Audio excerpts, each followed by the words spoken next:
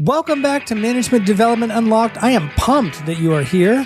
I'm Eric Girard, CEO of Girard Training Solutions, a management development firm that focuses on helping new managers transform from being high-performing individual contributors to outstanding people managers.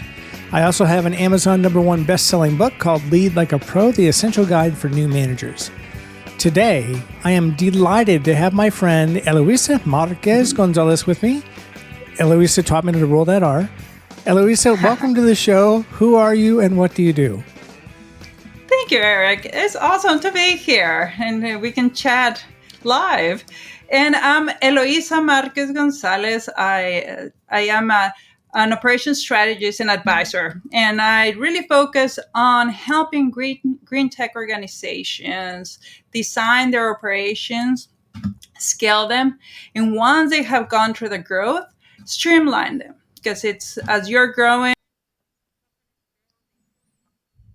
improving their operations. So I'm always there for them to help them streamline and make sure their impact is growing and growing as their company does as well.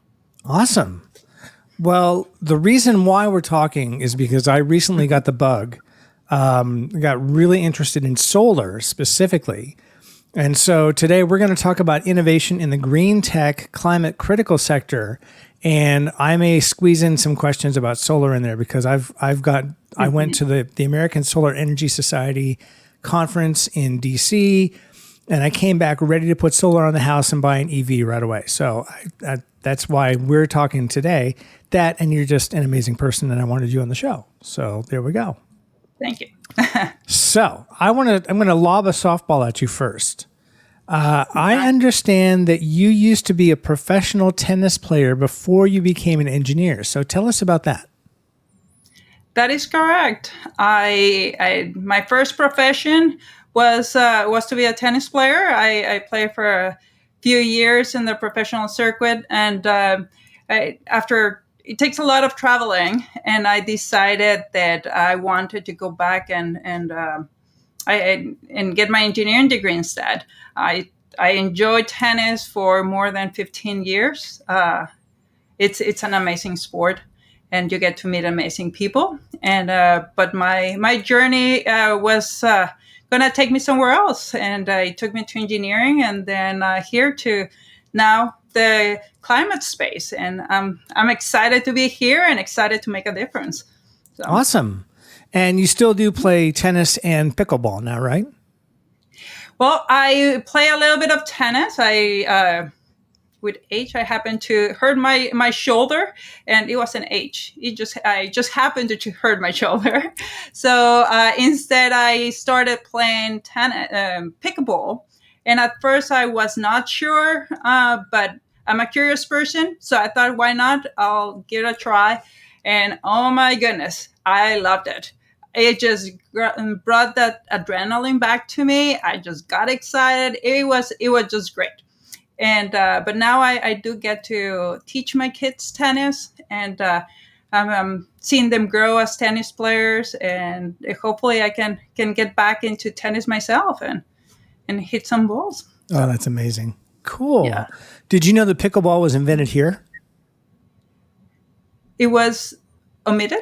No, pickleball was invented in the Seattle area. Oh, it was invented. Yeah. No. I think it was invented on Bainbridge Island. I'm sure somebody will comment and correct me, but I think it was Bainbridge Island not that long ago. So, you have to come play here and find out what started it all.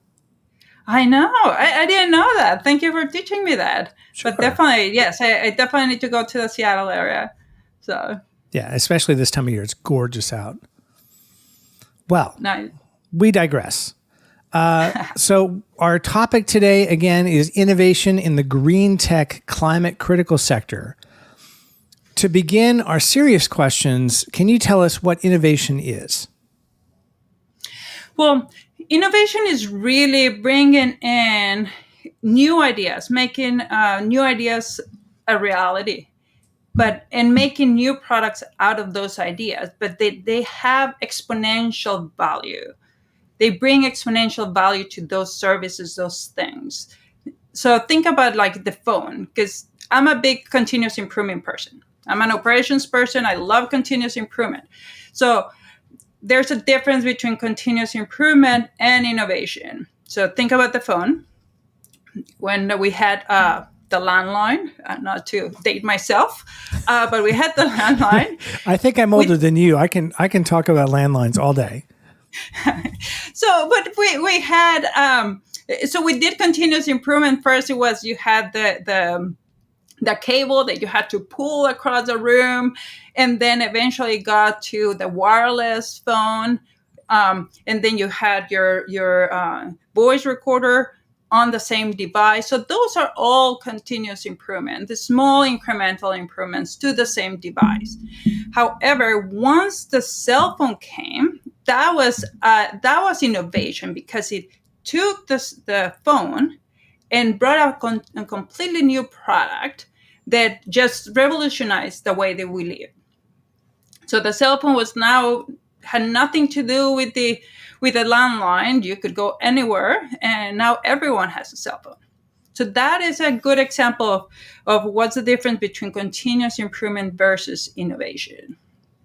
So that exponential value that you get. Yeah, that makes perfect sense. And even innovation going from the iPod to Apple's first iPhone, and that huge leap that Steve Jobs unveiled when he pulls this thing out of his pocket and says, "Oh, by the way, you can make phone calls with it too." So, yeah, amazing stuff. Yes. Cool. Yeah. For our new managers, can you explain what the climate or green tech sector encompasses and why it's important? So the green tech sector, it's many times composed of the climate tech and clean tech areas. And really, in reality, it's technology that is aimed to cleaning or mitigating or minimizing the impact of humans in the environment. So anything that is trying to clean up our environment, help our societies, that is part of clean tech and green tech, clean tech, climate tech. So you can think of green tech as the overarching umbrella in which climate tech and clean tech rest. Okay. And then a double click on that. What are green tech operations? So those are the actual practices, strategies, and procedures that the green tech organizations need to follow to develop their technology. And it's important to know this, because they have additional metrics, additional constraints in a way that they need to follow, because they are trying to develop something that cleans our environment, that improves the state of our environment. Then their operation has to also follow those principles, because it would make no sense that I'm developing a product to remove carbon, let's say, from the environment, but then I am producing carbon from my manufacturing, from my processes. So all these organizations are looking in-house as well, as they are developing their products, to make sure they are being sustainable, they have a viable operation that doesn't pollute or has minimal pollution. So, okay, cool. And that just feels good to hear you say. Like, if somebody's doing something, like I have an image in my head of these giant smokestacks with smoke pouring out of them. And it's nice to know that somebody's doing something about that, which is really amazing. So good stuff. Thank you. And, just to add to that, there's not to say that there's no organizations that are not having good sustainable operations, even if they are not in the clean tech environment and the clean tech sector. So you have your Patagonias of the world, where they have very green operations. However, they are not producing technology to help clean the environment. So, but they're on the I'm probably going to say this wrong, but they're on the supply side, where they're not supplying junk into the environment to begin with. Correct. Okay. So it's a shout out to those organizations that are doing they are still serving all of us because we still need clothing, we still need food, we still need houses, but they are doing it in a very mindful way, so they don't pollute any further, and they actually help society. They look at their supply chains on how they are going to make sure that their supply chain is also not impacting the environment and society. So. Cool. All right. Well, now let's marry a couple of things that we've talked about previously. So we've talked about innovation and we're talking about operations. So how does innovation in green tech operations differ from traditional ops? Well, first of all, we need to understand the metrics that we have in traditional operations. So usually you're looking at improving your efficiency, reducing costs, improving quality. So those are the main metrics that are being looked at in a traditional organization. Now, green tech organizations, they still need to look at those metrics because they need to be a viable, profitable organization. However, they also need to look at their optimization of their energy, how they reduce their own emissions, how they use their water. So they have to look at these other metrics to make sure they are not impacting the environment, just like we were talking a minute ago. And on the innovation side, the traditional organizations are usually, their innovation is driven by the market demand. How do I improve the people's lives? How do I make more money? How do I improve profitability? And in the green tech organizations, the innovation is driven on how do I benefit our environment and how I benefit society. So how do I clean up, how do I absorb the carbon from the environment? How do I utilize the solar energy? How can I bring food to food deserts? Or how do I bring water to water deserts? So those are the drivers of innovation in the green tech space. So. Okay, so it's a very specific set of metrics that you're looking at how we benefit the environment, how we benefit society, as well as what we have to do to stay in business, which is to generate cash and make a profit. Correct. Okay, awesome. Well, so now continuing on our theme here about innovation, how do you create an environment or set the conditions where people can bring new ideas forward? So, I mean, you have talked about it in this show before, and it's a lot about psychological safety in the organization, in your team, building that collaboration, having openness to make sure folks are feel free to bring in new ideas. However, there's also a structure that you can implement on your organization to foster those things, those practices. And it's implementing those processes to make sure there's a feedback loop, there's willingness for folks, there's opportunity for folks to bring in new ideas. And for example, in an organization I worked in, a client of mine from a couple of years ago, they were I was there to develop their digital services, a brand new division. So as we designed the operation for this division, we ensured there were those feedback loops. There were points in time where developers and anyone else in the team could come in and say, hey, I found a new way of doing things, or I think there might be something here that we can utilize. And we had instances where the developers came to the Scrum Master and then escalated to the architects, and we were able to have a conversation, even with the leaders of the organization, of, I think there's a better way for, in this case, lab technician to manipulate the samples they are working with.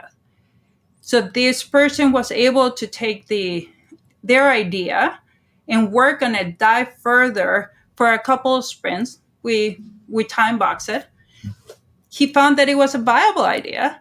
So we worked at the whole process, allow him to bring in all his knowledge that he had gained and work with the architects and product managers to actually develop a better solution. So it's about having those feedback loops, those places for people to say, hey, I found something. I think there's something here. And also having the leadership, leaders that are willing to listen to their people and say, okay, let's have a conversation. So, And you're playing right into my court with the whole idea of a manager who listens to their employees, creating conditions where people want to bring new ideas forward. They want to innovate. They want to go the extra mile. So nice. yeah. All right. Eloisa, my last question for you before we transition to the next piece is, what steps can managers in any industry take to integrate sustainable practices into their existing operations? So to bring in sustainability into your operations, as you were saying, we have to listen. We have to be willing to listen to our team because they are like on the ground. They know what is happening. They know what are the struggles of our stakeholders. So we need to make sure to start a conversation with folks within our team of what do they see as important in sustainability? What do they personally feel is important for an organization to care about? And because here folks might not be in the green tech environment, they might, but it is important for everyone to understand what do you care about and get that conversation started.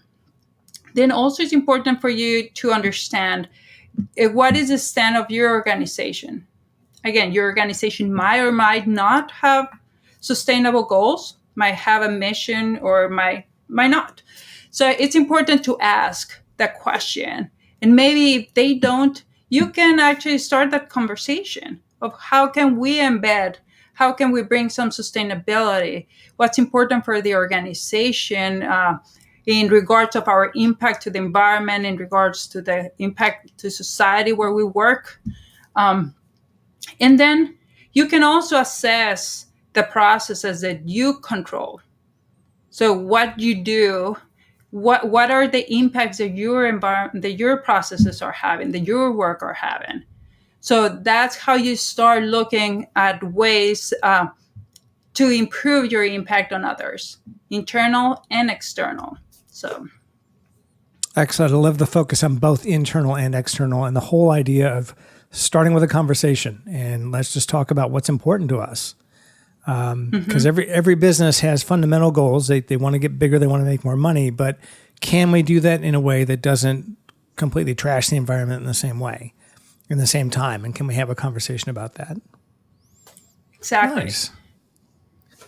Well, let's talk a little bit about you. As we were talking, you told me about your Green Tech Operations Roundtable. Tell us a little more about this. So this is our round table we're having every month. It's the second Tuesday of the month. And here we take a topic related to operations, especially green tech operations, and we dive into it, into practices, tools, tips.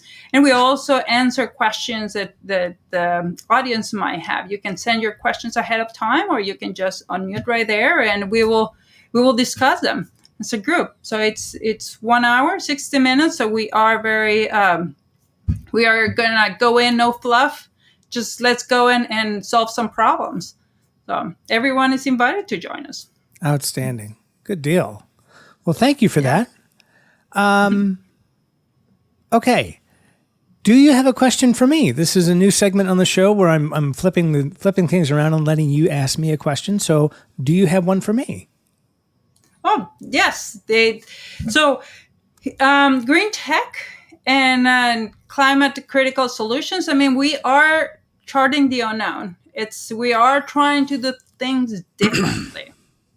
So are there any tips or tricks, or no, not tricks, but more of tips and processes that you could recommend to folks to foster that creativity, that curiosity that is needed? So. Yeah, there are a couple of things as I was thinking about this. The first is the technique of 5 whys, which I'm sure you're familiar with, and that it's just simply, for those who are not familiar, it's just simply, stating a problem and then asking why 5 times. And it's not to be childish. It's not to be irritating. It's to genuinely and curiously say, tell me more about that. Why does that condition exist? And why did that happen? And what caused that? So asking why 5 times is a fantastic way to foster curiosity in a team. And then the second thing is a book by a fellow named Michael Bungay Stanier. And the book is called The Coaching Habit. And I think that everybody deserves great coaching. And the good news is it doesn't take a lot of work to become a decent coach as a manager. So reading this book, The Coaching Habit, will give you the background of 7 coaching questions you can ask to really bring out potential issues and potential solutions to any issue that a team is having. So you can use it individually or with a team. And then if you couple that with something called the GROW model, which if you Google it, you'll find it. The GROW model is a coaching model that stands for goals, reality, options, and way forward. What's your goal for this particular conversation? How are things now? What have you already tried? What could you try? And this is a fantastic place to feather in the 7 questions from the coaching habit. And then what's your way forward? What will you do differently, or what will you do next? So I would suggest those 2 techniques as ways to create a culture of inquiry and inquisitiveness. That's fantastic. Thank you. You're welcome. I had not heard about the GROW model, so I'm going to go check it out. Oh, yeah. It's a big part of my courses. The GROW model is a really important part of coaching in what I teach. And it's part of my book. So I think you have a copy of the book, so you should go right to the coaching chapter when we're done here. Yes, I should reread it. Sorry. Don't reread the whole book. Just go to coaching. I will. All right. Well, Eloisa, thank you so much. What a grand conversation this has been. How can people find you if they want to learn more about you and your work? So you can find me at LinkedIn, and my short handle is Eloisa, ELOISA MG, or at walkingtree.green, not com, walkingtree.green. That's the name of my organization. Okay, and we'll make sure to put those in the show notes for folks. Well, everybody, thank you for listening to another episode of Management Development Unlocked. Please subscribe to the show and connect with me on LinkedIn. Be sure to pick up my book, Lead Like a Pro, The Essential Guide for New Managers, available on Amazon. And the first 2 chapters are free on my website, which is GerardTrainingsolutions.com. If you'd like to chat about how I can help you or your new managers, please drop me a line via my website, GerardTrainingsolutions.com. And with that, we will catch you on the next one. Bye-bye.